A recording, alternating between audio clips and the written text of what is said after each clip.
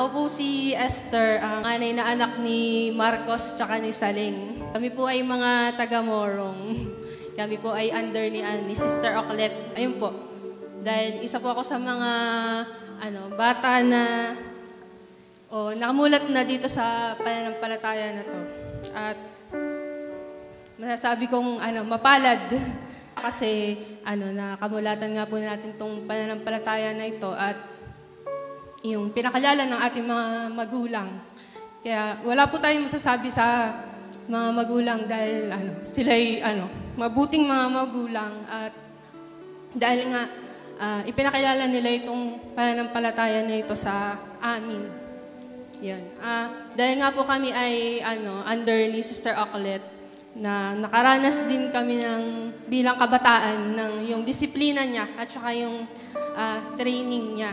Nakaranas din kami ng mga rebuke at correction, pero ipinagpapasalamat natin sa Panginoon yun kasi hindi yun para sa ikasasama natin, kundi para sa ikabubuti natin, para yung mag-grow, kagaya nung awit ng mga bata kanina, mag-grow yung pananampalataya natin. Sinimulat po ako ng Panginoon sa ministry ng paglilinis, ganyan, na magwalis-walis, yan, punas-punas ng mga upuan, yan, sa paglilinis, yung pong sa bulaklak, yan po yung naging matagal na ministry ko sa Panginoon. Salita po na nabuhay sa akin is yung sa mga bilang 23 verse 19, na ang Diyos ay hindi tao na magsisinungaling, ni anak na tao na magsisisi, sinabi niya ba at hindi niya gagawin o sinalita ba niya at hindi niya isasagawa. Yun po. Tsaka, kaya po pagka may mga times na nakakaranas, syempre tayo lahat naman ng mga pagsubok o mga sa buhay natin. Iyon yung isa sa sinasabi ko sa Panginoon na, Panginoon, sinabi mo na ganito, hindi mo kami iwan, hindi mo kami pababayaan. Lagi mo kami sasamahan. At yung mga naging mensahe noon na sinentansyahan tayo para maging mananagumpay o para magtagumpay. Ayan po yung mga salita ng Panginoon na nabuhay din sa akin. Tsaka yung all things work together for good, na sa lahat ng sumasampalataya at umiibig sa Panginoon. Naalala ko nga din pala nung unang sinabihan kami na mag-practice na daw kami sa choir. Naalala ko nun si Brother Boy Cesario. Binansagan kami ng kayo yung mga spaghetti choir. Tatlo po kami nun sila, kung natatandaan pa nila Elaine tsaka nila Joy. Yun, binansagan niya kami na kayo yung mga spaghetti choir kasi nung pag-attend namin mga nakapula kami. Yun. Pero naman, biro lang sa amin ni Brother Boy yun. Brother Boy Cesario. Yun po.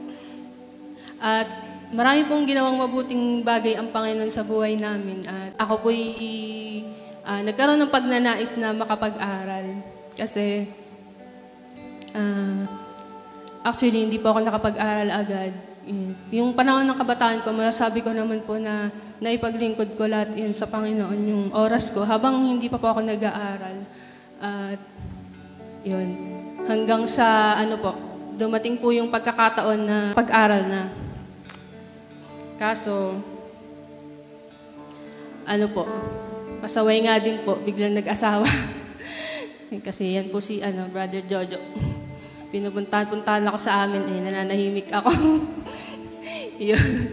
At ayun po, kaya paalala ko rin sa mga kabataan na mag-ingat. Nakagawa nga po ng kasalanan, yun po, naikasal po nang wala sa oras. Pero naman po, naging mabuti naman po ang Panginoon at kaya nagpapasalamat din kami sa lahat ng mga ginamit ng Panginoon noong time na yon.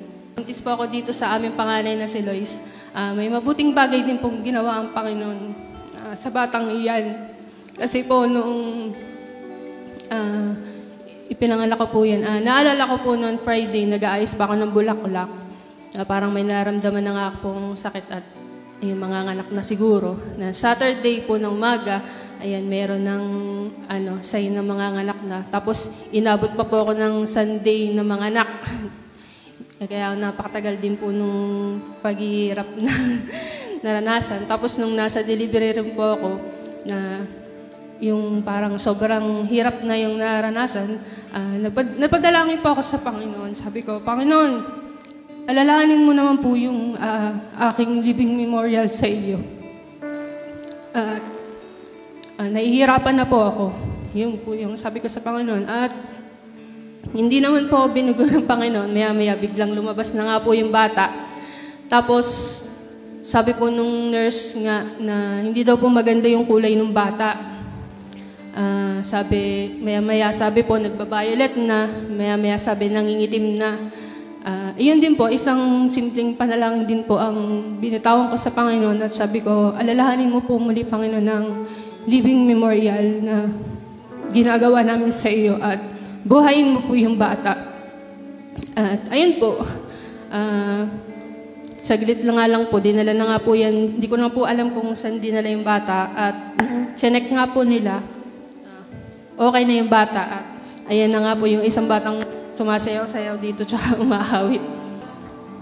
Yun po, maraming talagang mabuting bagay ang ginagawa ng Panginoon sa bawat buhay natin. Hanggang sa, din naman po sa pangalawa naming anak na ipinagbuntis ko po at hindi po inaasahang pangyayari na nung 8 months na nga po siya sa tiyan ko, bigla pong nawalan po ng heartbeat yung bata at naging isang karasan din po na halos na ako'y mag 50-50 noon at ang naging maagap naman po ang aking ina noon at nagpadala po siya ng binhi. At kaya po, naging susi din po yung binhi na yun at narito pa po ako at buhay. At alam ko may plano pa po ang Panginoon, kaya narito pa po ako at nakakatayo sa inyong harapan. Yeah. Bagamat po na naging malungkot noon, time na yun, doon po ako nakaranas na parang gusto mong umiyak pero hindi ka makaiyak nung nalaman mong wala ng heartbeat yung bata. Pero alam ko pong, yun nga pong sabi ni Sister Ocolet, huwag kang malungkot dahil iyan ay sa Panginoon. Ayun po. Hanggang sa, nakita ko rin po yung pagmamahal ni Sister Ocolet sa amin noong time na yun kasi hanggang talagang minamonitor niya kami. At hanggat hindi niya nakikita yung positive na result, ayun po, hindi po siya tumitigil ng pagtawag at salamat din po sa mga prayer warrior ng time na yun na alam kong dumalangin sila. Kaya purihin po ang Panginoon, narito pa po ako buhay. Tapos hanggang sa, yung desire ng puso ko na makatapos sa pag-aaral, hindi naman po nawawala yun. Hanggang sa bumalik na po ako noon sa pag-aaral. At ang naging dalangin namin sa Panginoon, tulungan mo kaming mag-asawa. At ang naging unang hakbang namin noon is, nag-loan kaming mag-asawa. Sabi ko naman sa kanya noon, siguro, kaya mo naman yan kasi kahit papaano, may kinikita ka naman at kaya mo na akong pabaunin.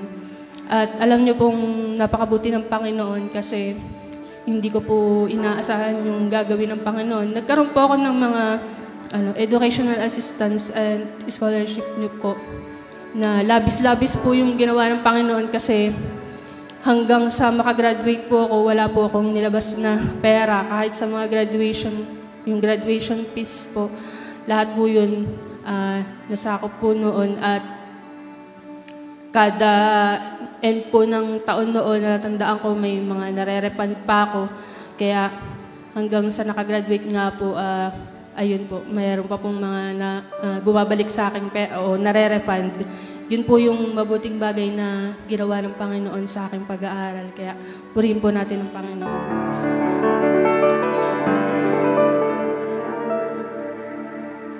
Tapos, nung time nga po nung buntis ako dito na yun sa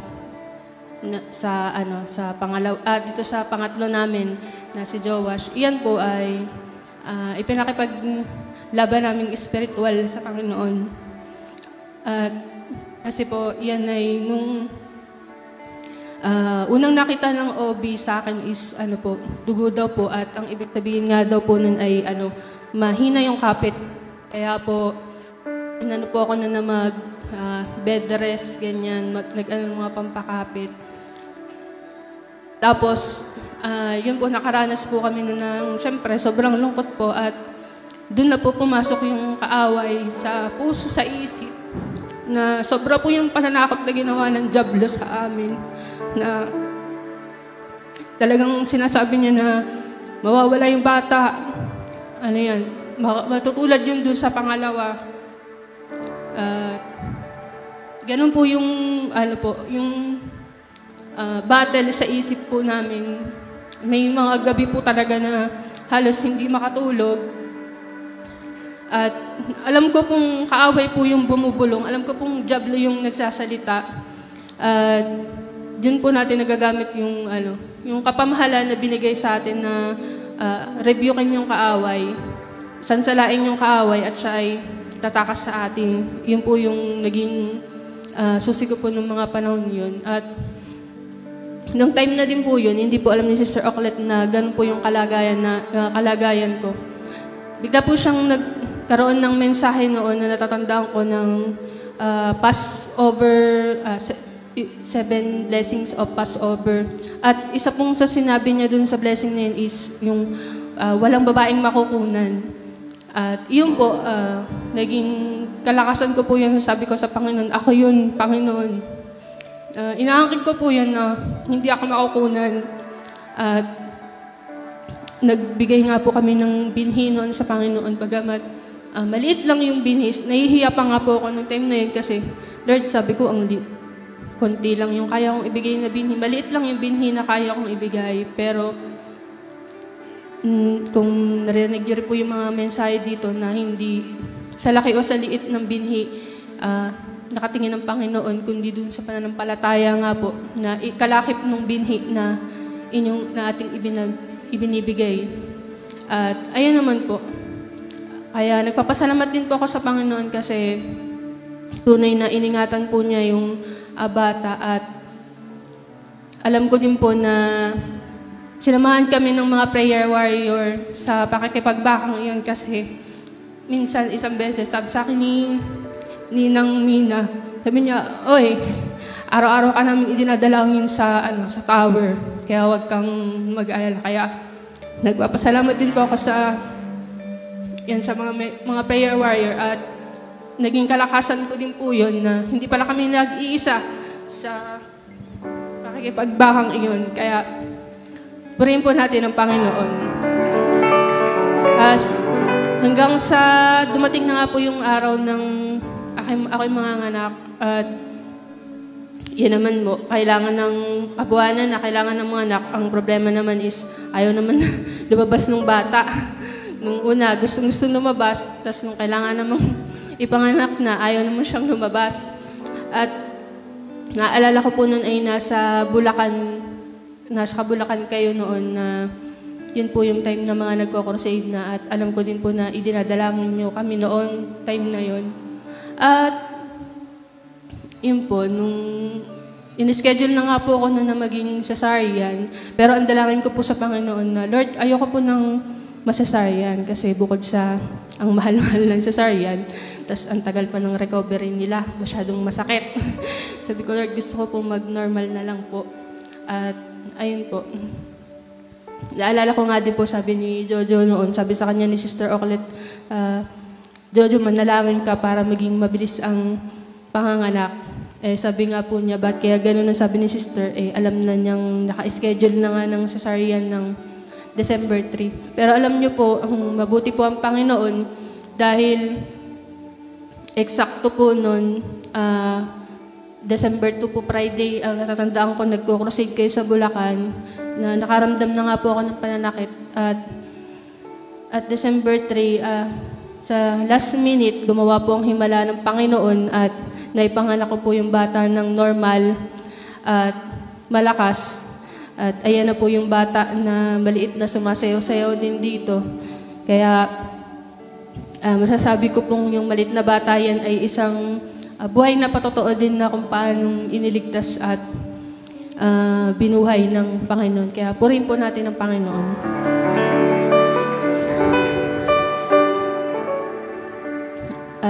after ilang days nga rin po nun, lumabas naman po yung board exam kasi nag-take po ako ng board exam na buntis ako. At pagkapanganak po ng bata, ilang days lang po siguro lumabas po yung board exam at nakapasa po ako. Kaya po rin po natin ng Panginoon.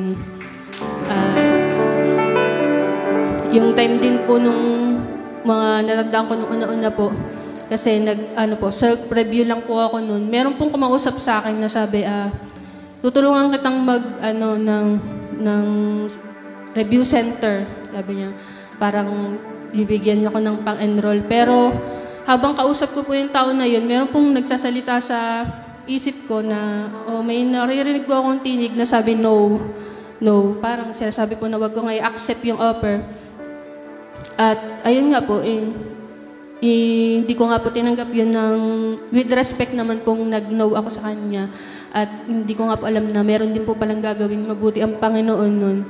At kung naalala niyo po, yun yung po yung time na nag-mensahe si Sister Ocolet na ang sabi niya, lahat ng mag-take ng exam ay makapapasa o lahat ay walang hindi makapapasa. At nung nakaupo nga po ako nun sa upuan nun, sabi ko sa Panginoon na, Lord, ako po yun. Isa po ako dun kasi ako po nga po yung mag-e-exam time na yun. At ayun nga po, purihin po ang Panginoon. Dahil inano ko din po nun sa Panginoon na, Lord, kapag ipapasa mo ako, ayoko po ng 75% na rating. Pero hindi ko naman po minamaliit yung ganong rating. Pero naging ko lang po sa Panginoon na ayoko po ng 75. Gusto ko po mga 80%, ganyan. At alam niyo po ba ang ginawa ng Panginoon? Higit pa nga po doon yung pinagkaloob niya. At binigyan niya nga po ko ng rating no na 88.60. Kaya purihin po natin ang Panginoon. Kaya ayun po, more than pa po doon sa hiningi ko sa Panginoon. Pero naging susi ko din po doon is, nagbinhi din po ako kahit, ayun nga po, maliit lang yung binhi. Pero dininig po ng Panginoon yung panalangin na yun. At dahil ito naman po, sa paghahanap nga po ng trabaho, medyo struggle nga po kasi dahil may proseso nga din pong pinagdadaanan. At idinalangin ko din naman po sa Panginoon yun na pagkalooban ako nung at makapasok ako, yung magamit ko yung pinag-aralan ko. Pero alam ko pong may plano ang Panginoon. At hanggang sa ito pong last 2 weeks po, dahil nga po mayroon kaming malaking pangangailangan o meron kaming kinakaharap at hinihingi namin sa Panginoon ng tulong at gabay. At alam ko naman pong itatawid kami ng Panginoon sa bagay na yun. At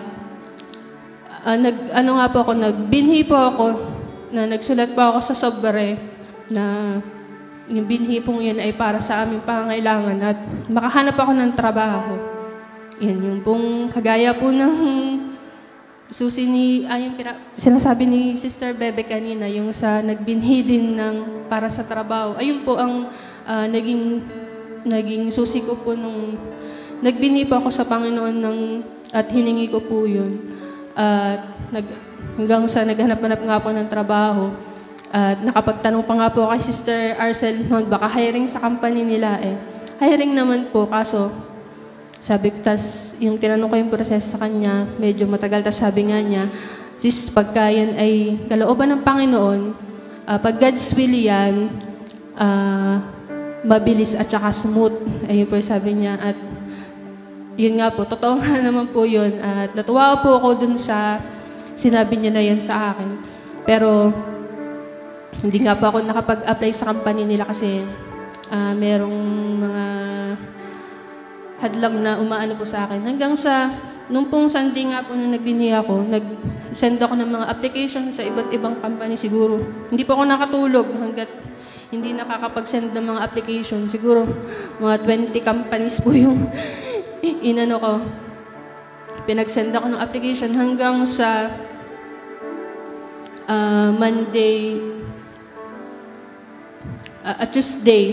May tumawag na isa, nag-interview. Tapos kinabukasan may tumawag ulit. Tapos hanggang sa kinabukasan, job offer na kaagad.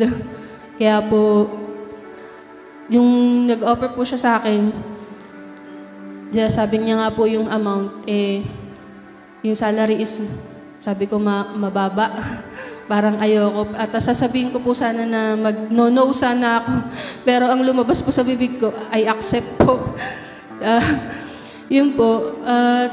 Alam ko din po na yun po ay isang sagot na rin po ng Panginoon. Kaya po nitong Friday lang, nag-start na po akong magtrabaho as malayo po siya sa tinapos ko, malayo po siya sa teaching, pero alam ko po na hahanapin ko po kung ano po yung plano ng Panginoon kung bakit niya ako dinala sa lugar na yan.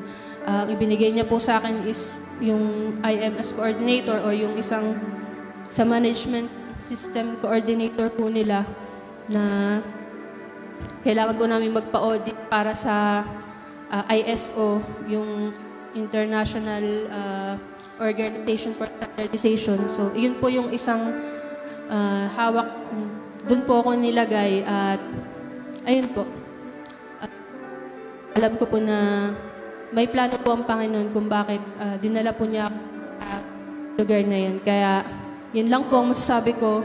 Napakabuti po ng Panginoon at hindi siya nauubusan ng mga paraan para gawan tayo ng mabuti at sagutin ang lahat ng ating mga pangangailangan. Lagi siyang nasa eksakto ng ating mga pangangailangan. At ang Sister Bebe sa akin,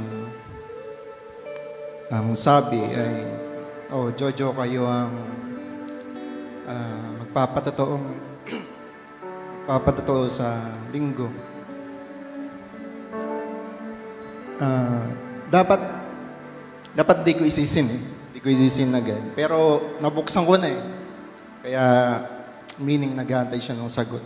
Sabi ko, oras na ba talaga? Kasi talagang yung bundok na aming kinakaharap ngayon ganun na lang. Pero naging kalakasan ng loob ko nung nakita ko sa GC yung mga rainbow, mga bagari. Ibig sabihin, ang tipan ng Diyos ay naroon. Oras na para magpatotoo, para ipahayag ang kabutihan ng Diyos sa aming buhay. Hindi ako tulad ng aking asawa, mga teacher yan. Medyo sanay na sa pagsasalita. Isa ito sa aking weakness na maghapon mo na ako patugtugin, huwag mo lang ako pagsalitain sa harapan, lalo na sa maraming tao. Pero ganun pa man, ang Diyos ang mataas sa aking buhay, sa buhay ng bawat isa. Nais ko magpakilala po sa inyo sa mga hindi pa nakakilala. Ako po si Brother Jojo, kung tawagin. Pamangkin po ako ng Pastor Jerry, ng Ginunsanay, at Pastora Sonia, ng panganay na church ng Maranatha. Bali, ang pangalan ko ay ang Pastora Sonia ang nagbigay. Kinuha pa nga daw ito sa sa pocketbook ng mga babae. Maka-Sharon po kasi yan dati. Ang first name ko po is Wilfred Steven. Mukhang natumpak naman po yung pangalan ko dun sa pagbibigay ng pangalan ko ng Pastora Sonia. Wilfred means peace and Steven means crown. Yun po. Ang dami nitong notes ko. Hindi ko alam kung madi-deliver ko to. Baka makuha ko ang oras ng Pastor Nep. Umpisa na po natin.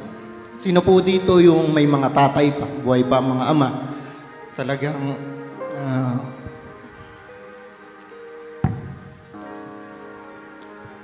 pasensya na po.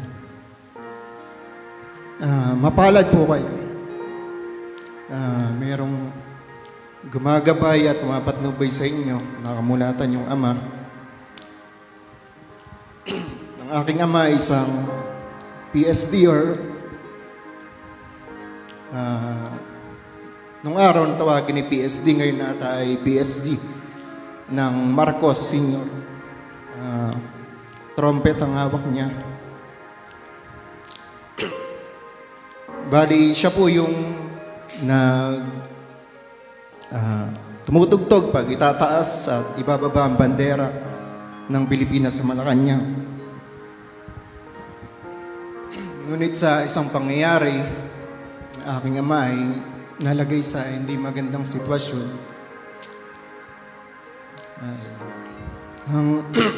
Ang aking ama ay maagang kinuha. Masama ang naging pangyayari. Ang aking ama ay nasabugan ng granada. Yan po ang kanyang naging kamatayan. Imagine niyo po yung pag nanonood tayo ng nakakita tayo mga nagpaputok o naputokan sa kamay. Talagang kayo ay nandidire. What more pa yung granada. Bali, 8 months, baby pa lang po ako nang nawala si Papa. Nakakalungkot, masalimuot, at masamang pangyayari talaga ito. Sabi daw, napulot yung granada, tapos pinaglaruan.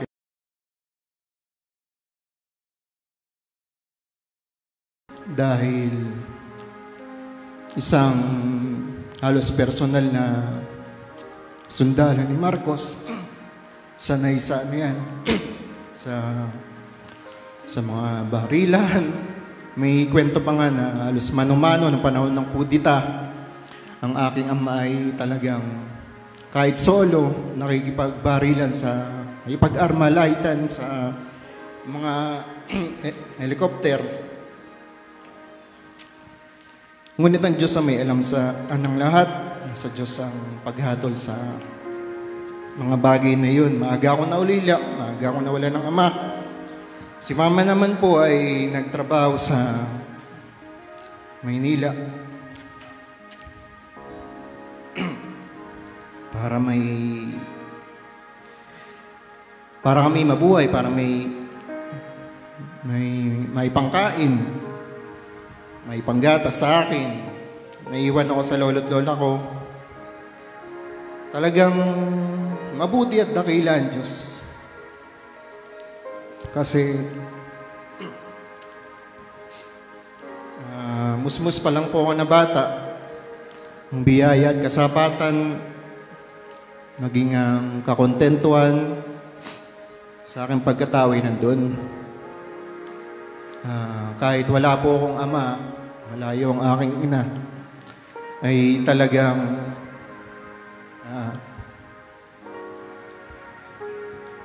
maraming inihanda ang Diyos sa akin.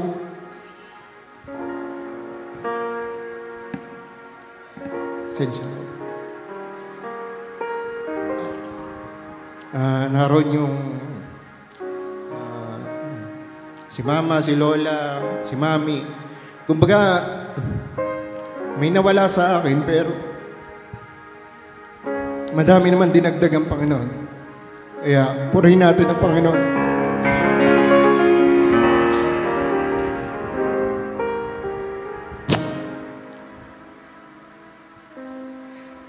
Dami akong notes, di ko alam kung madideliver ko.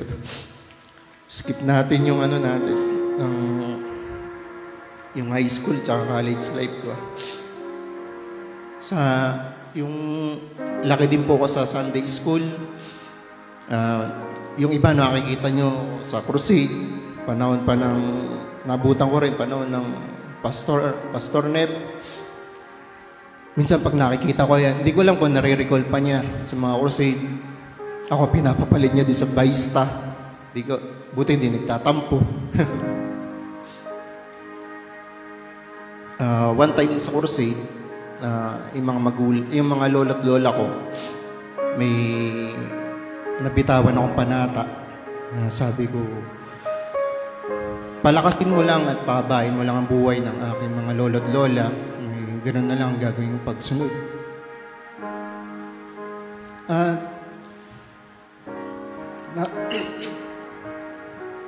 nakita ko doon yung pagtugon ng Diyos. Kasi until now, ang mga lolo't lola ko, andyan, malakas. Ang dami pa niya tinatalo, mga bata, mga kaigyan ng mga edad, mga nawala na. Pero until now, crusade po ng Tondo yun. Talagang kinumpleto ko yung crusade na yun. Talagang ang aking lakas at ang aking oras ay inilagay ko ron. Kaya tunay na tapat at banal ang salita ng Diyos. Ang pabor at pribilehiyo sa kanyang mga nakalingkod ay nagpapatuloy. Purihin natin ang Panginoon. About naman sa sabi nga ng natatandaan ko ang sabi ng Pastor Boy tsaka ng Sister Ocle, kapag may mga nahihiyang mga nagpapatotoo dito sa una, huwag ka nang mahiya. Kasi matagal ka nang kaya.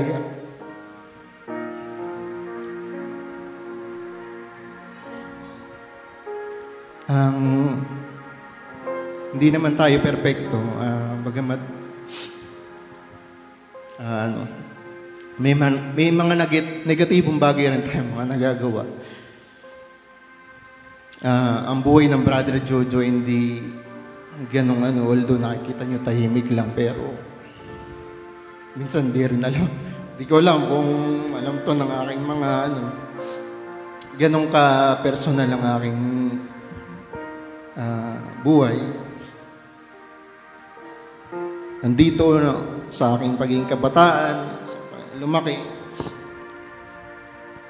Isa po akong rin sa alak, nanginginom, kung saan sa pumupuntang lugar. Talagang paumagahan pag umalis ng bahay, then talamak sa yosi, patay sindi. Di ako nahihiyang sabihin pagka bahagi at naging karanasan ko yan. Sugalero, isa pa yan. Babaero, konti lang. Hanggang sa dumating sa point na kapag kasi nasa pagtugtog ka, nasa kasalanan ka, hindi pwedeng hindi mo bibitawan yan pagkat ang conviction ng Holy Spirit ay naroon. Matagal akong nawala. Madami akong na-miss. Presensya ng Diyos. Dami yung mga linggo na hindi naka-attend. Ngunit sa isang gabi, sa aking pagkawalay sa presensya ng Diyos ay ginising ako ng isang dagungdong na tunog. Iyan ay ang ginagawa natin sa korsada. Mga awitin, mga pagpupuri, ganong-ganon ang gumising sa akin. Kaya napabalikwas ako sa aking pagkakatulog. Sabi ko iba ito. Panginoon ang nangungusap, Panginoon ang nagsasalita. Kaya ganun na lamang po yung mga pangyayaring yan. Kaya sa mga sumunod na mga linggo, pasya ko na maka-attend po. I-pass forward na po natin. Sa aking pag-aasawa naman, talagang dumating sa punto ko na naghanap ako ng magiging partner na talagang alam kong galing at mula sa Diyos. Sabi ko, Lord, bigyan mo naman ako ng magiging partner ko na alam kong mula sa iyo. Sabi nga, kapag God's will, talagang may pangyayari. At magiging maganda ang flow, smooth, mabuti. To make the story short po, pinagtagpo kami ng magandang babae. Pinakamagandang babae sa Maranatha.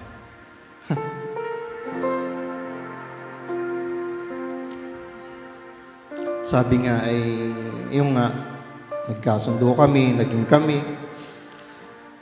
Alam naman natin sa ministeryo, Pastor Boy pa lang, Sister Oklet, ang namuno, ay bawal na ang sin sa kampo. Matik na yon. Alam ng bawat isa yan. Kaya nga tol ay mamanikan na kayo. Napakabilis po ng pangyayari. Sabi, opo sister, pakasal na kayo. Opo, sige po. Ganun po kabilis ang naging areglo. Buhay pa po na ng Sister Oring. Sa kasal naman po namin, sa mga kabataan, di ko kayo, kung may girlfriend o boyfriend, di ko kayo ina-encourage na gawin ng ganitong faith. Pagkat iba't iba tayo ng antas ng pananampalataya.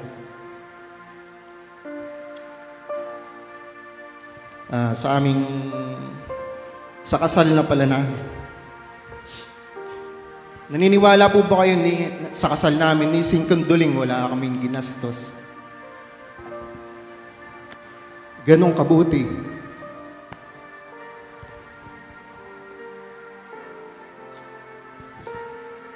Ganong kabuti ang Diyos. Ganon na lamang ang kanyang paghahanda. Sa aking sarili, nagpakasal kami at naging mag-asawa. Wala akong trabaho, walang trabaho ang asawa. Paano nga aming kasal? Subalit ganun nga, marami ang ginamit ng Panginoon. Mula sa wala, nagkameron, ganyan ang Diyos na ating pinaglilingkuran. Mga Ate Sonia, yan ang talagang nag-push niyan. Mama ko, Mama Tess, mga lalong-lalo na suporta ng aking lolo at lola. Sa church natin, mga ilang pastor and missionaries sumuporta.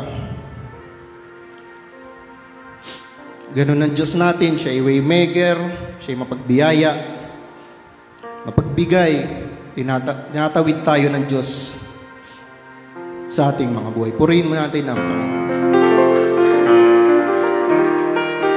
Siguro skip ko na muna, fast forward na din, baka makakuha ang oras ng Siguro ito yung pinakang highlight na aking patotoo. Yung that time nagkaroon ako ng hindi ko alam kung bakit na sa pangyayari. Isang hapon yun, alam ko hapon, di yung gabi, hapon na umiglip ako, umiga ako. Pagbangon ko, dumilim ang paligid. Hindi ako akala ko bulag na ako. Sabi ko, ano itong nangyayari sa akin? At nandun, talagang napasandal ako, halos lumupasay na ako sa side namin. Wala akong maaninag, wala akong makita. Simula po nun, minsan nag-trigger, pero yung lower part ng body ko, humina po siya. Tuhod, yung paa, tapos sobrang madali akong mapagod. Imagine siguro mga dito, tsaka doon lang sa may pinto, sobrang hingal na hingal ako. Sa hindi ko maipaliwanag na kung bakit. Ganun yung naging sitwasyon ko nun. Dumating yung dumating yung point na wala na akong trabaho, di ako makakilos, di ako makagalaw. Wala na akong ginagawa sa bahay. Dumating sa point na parang kinausap ko na ang papa ko, sabi ko pa,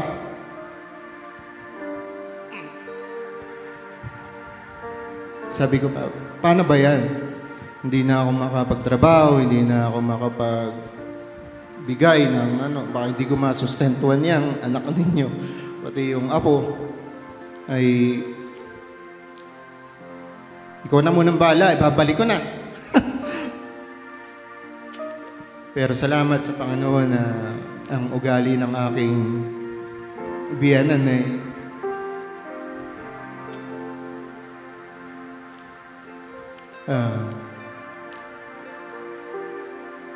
ngingitian ka lang. Salamat sa Panginoon na ganun lang ang reaksyon niya. Sa mga ngiting yun, alam ko na sagot. Ang experience ko din, kaya minsan ako'y napapangiti pag yung dumadaan ako dyan sa hallway na yan. Dyan sa may first step nitong pagsampa dito kila Ate Bebe.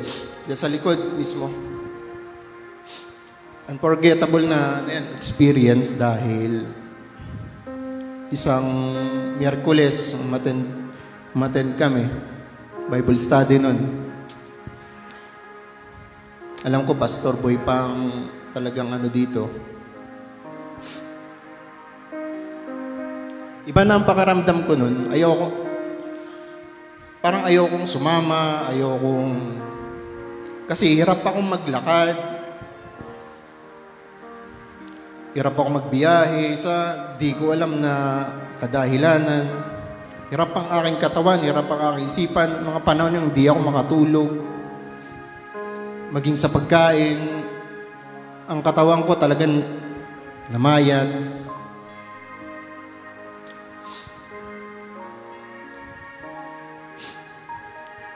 Sabi ko nga nung nag-worship na nun, sabi ko, Lord, goodbye Philippines na ba? Talagang di ko makalimutan yung mga oras na yun. Sabi ko nakataas ang aking dalawang kamay nun habang nag-worship. Sabi ko kung oras na, sige na. At least, matumba man ako, o mawala ng buhay, at least, nasa presensya ako ng Diyos.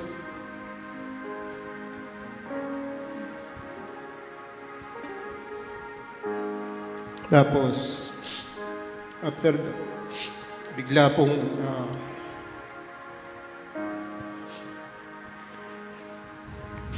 may tumapik sa akin sa likod ko.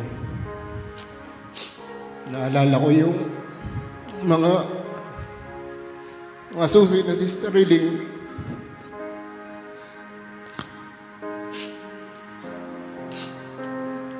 Sabi sa susi, isang tapik, mensahe, isang tapik sa balikat ng kapatid, isang ngiti sa labi.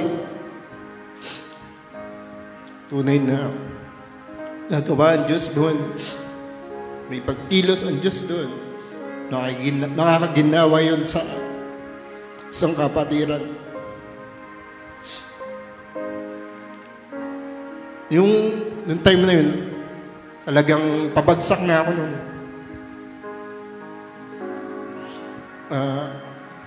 Talagang ready ko na yung sarili ko na Yun nga. Sabi ko, at least nasa presensya naman ng Diyos. Okay na ako dun. Katiyan naman ang gusto natin sa panahon ng rapture. Matatnan tayo na nasa presensya tayo ng Diyos. Kaya, isang tapik sa balikat, isang iti sa labi, tapos, kabagsak na, tinapik ako na sa kapatiran. Hindi ko na babanggitin ang pangalan. Sa kapatiran natin siya. Paglingon ko, nakangiti siya. May biglang, boom, nagnormal ang aking pakiramdam. Nagsauli yung aking bisyo, nagsauli yung aking diwa. Sabi nga sa Isaiah 41 verse 10, ito rin salitang ito ang laging ubuhay sa aking puso. Sabi dito, huwag kang matakot sapagkat ako'y sumasayo. Huwag kang napaypay sapagkat ako'y iyong Diyos. Aking palalakasin ka. Oo, aking tutulungan ka. Oo, aking aalalayan ng kanang kamay ng aking katwiran. Kaya mga salita ng Diyos na ito, aking laging pinangahawakan.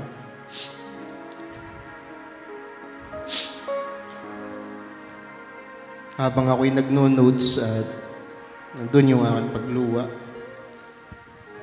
sabi ko, wala akong talent sa ganitong pagsasalita.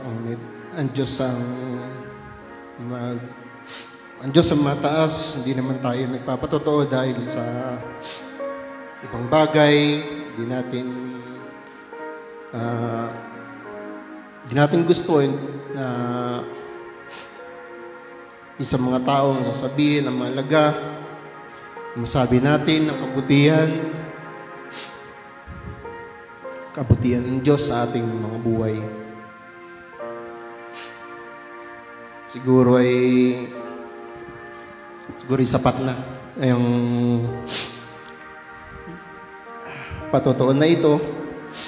Yun po ang aking binaka sa aking buhay at salamat. Patuloy na yung mensahe kanina, ay susi po kanina. Ganun po ang sitwasyon namin. Kaya hindi po nagkataon ng pagpapatotoo na ito. Tunay na sa lahat ng ito, tuto tayo magpatuloy at madatnan tayo ng Diyos na sa ating mga sarili-sariling posisyon. Purihin natin ang Panginoon.